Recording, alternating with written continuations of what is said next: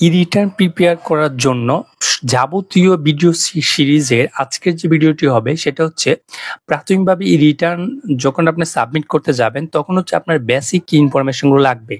প্রথম হচ্ছে আপনাকে যেটা করতে হবে সেটার জন্য আপনি ই-রিটার্নের ওয়েবসাইটে গেলেন, গিয়ে এখান থেকে হচ্ছে আপনার যদি একদম নতুন হয়ে থাকেন, আপনার টিন নাম্বারই নেই, তাহলে আপনাকে সর্বপ্রথম হচ্ছে টিনটাকে আপনার এন্ট্রি নিতে হবে অর্থাৎ রেজিস্টার করে নিতে হবে। তারপর টিন যখন রেজিস্টার হয়ে যাবে তখন হচ্ছে আপনাকে ই রিটার্নের ওয়েবসাইটে যেতে হবে। তাহলে আপনার শুরুতে হচ্ছে ই রিটার্ন সাবমিশন করার শুরুতে হচ্ছে ই টিন রেজিস্ট্রেশন করতে হবে। আপনার যদি ই টিন না থাকে তাহলে অবশ্যই এটা রেজিস্ট্রেশন করে নিতে হবে, তারপর হচ্ছে আপনি রিটার্নে আসতে হবে।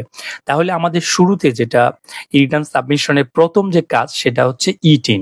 তো ই টিন যদি আমরা ওয়েবসাইটে ঢুকি তাহলে আমাদের দেখাচ্ছে ই10 হোম আছে, log in, register, forgot password, third party tin verification, return verification. আপনাকে প্রথমে যদি আপনি কোনো কারণে রেজিস্ট্রেশন এখনো করেননি তাহলে আপনাকে প্রথমে হচ্ছে রেজিস্ট্রেশন করতে হবে। রেজিস্ট্রেশন করার সময় এখানে হচ্ছে প্রথমে আপনাকে একটা ইউজার আইডি দিতে হবে। আপনি প্রথমে সন্দেহ করতে পারেন যে আসলে ইউজার আইডি কি দিব। আপনার মোবাইল নাম্বার দিতে পারবেন অথবা আপনার নাম দিতে পারেন অথবা নাম অথবা সংখ্যা মিলিয়ে দিতে পারেন। যেটাই আপনি দেন যাতে ইউনিক হইতে হবে, আপনার মনে রাখতে হবে।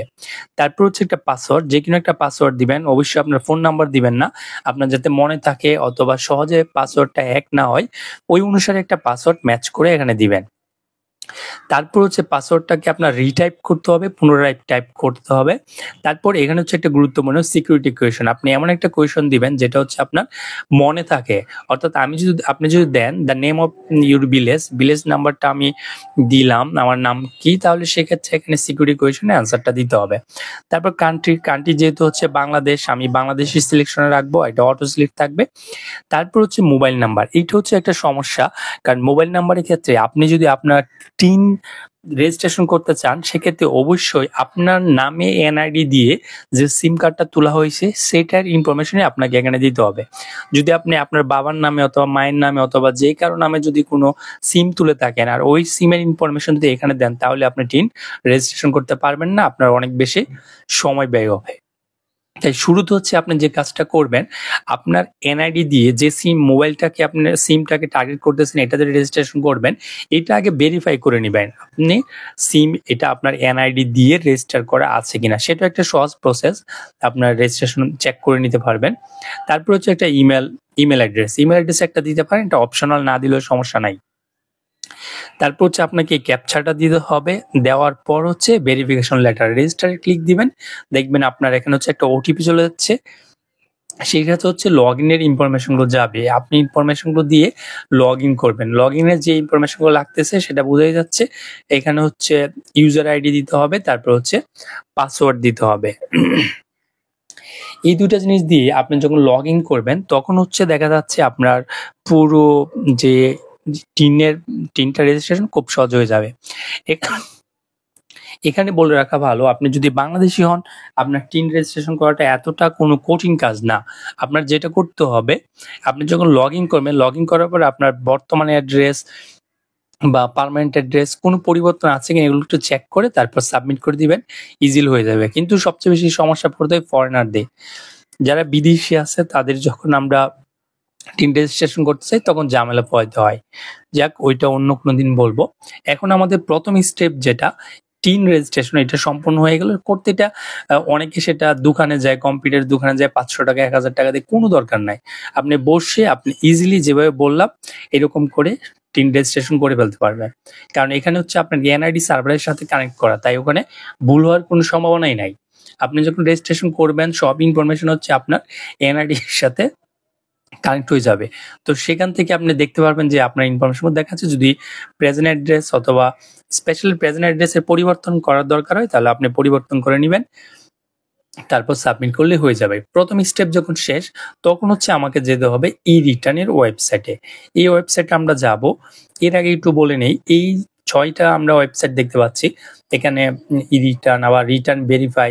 যদি আমরা কোনো কারণে রিটার্ন ভেরিফাই করতে চাই, যে রিটার্নটা আপনি জমা দিচ্ছেন সেটা যদি ভেরিফাই করার প্রয়োজন হয়, প্রথমে হচ্ছে আপনি এখানে টিন নাম্বার দিবেন, তারপর হচ্ছে অ্যাসেসমেন্ট ইয়ার সিলেকশন করবেন, দেখবেন আপনার রিটার্নটা ভেরিফাই কিনা সেটা অবশ্যই দেখাবে।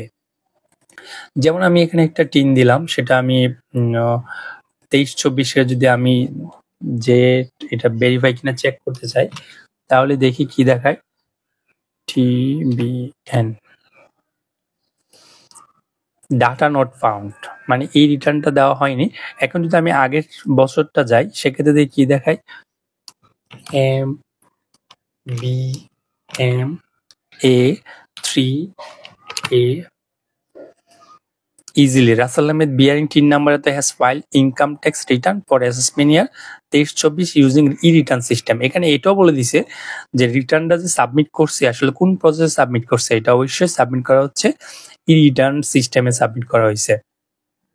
তাহলে এটা থেকে যদি আমরা ভেরিফিকেশন করার প্রয়োজন পড়ে, এটা ভেরিফিকেশন করে নেব। এটা আমরা একটা স্ক্রিনশট দিয়েও কোনো কাজ ব্যবহার করতে পারি। তারপর হচ্ছে আমাদের যেটা গুরুত্বপূর্ণ, সব কাজ যখন আমাদের শেষ হয়ে যাবে, আমরা ই-রিটার্ন ওয়েবসাইটে যাব। ই-রিটার্ন ওয়েবসাইটে আমাকে বলতেছে একটা জিনিস সিলেকশন করে নিতে হবে। এটা খেয়াল খুব মনোযোগ দিয়ে করতে হবে যে are you registered in e-return system, আপনি কি রেজিস্টার কি না।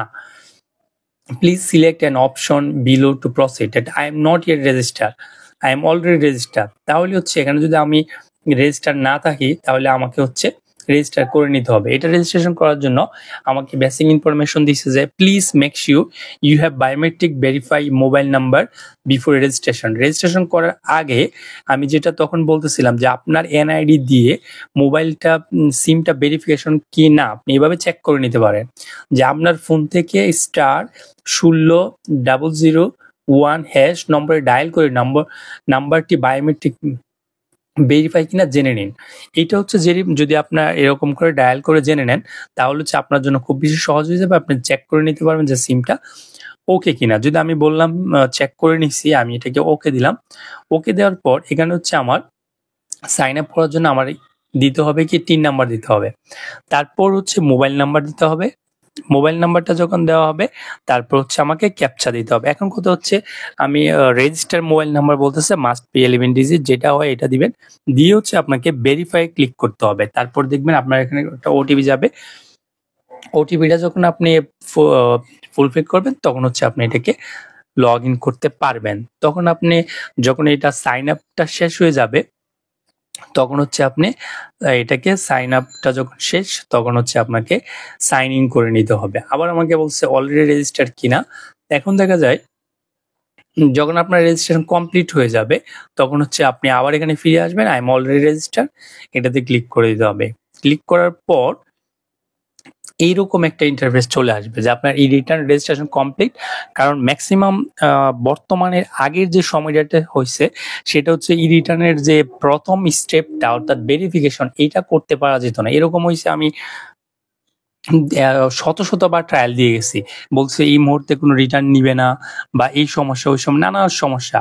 সম্প্রতি নতুন চেয়ারম্যান আসার পর এটা একটা উদ্যোগ নেওয়াতে খুব সহজে মানে স্মুথ ভাবে রিটার্ন রেজিস্ট্রেশন করতে পারছি, রিটার্ন সাবমিশন করতে পারছি। কারণ ম্যাক্সিমাম রিটার্ন গত বছর এটা সাবমিট করছি ইন্ডিভিজুয়ালের ক্ষেত্রে, ই রিটার্নটা অর্থাৎ ই রিটার্নই সাবমিট করছি। ফিজিক্যালি যাওয়ার থেকে এটাই সহজ, কারণ ম্যাক্সিমামে যাদের জিরো ইনকাম অথবা বিভিন্ন ধরনের হেডের ইনকাম নেই অথবা ডকুমেন্টেশন কম, তাদের কাছে খুব সহজ হচ্ছে এই রিটার্নটা করা যায়। সো এখন হচ্ছে আপনি চাইলে খুব সহজেই ওটিপি দিয়ে রেজিস্ট্রেশন করে ফেলতে পারেন।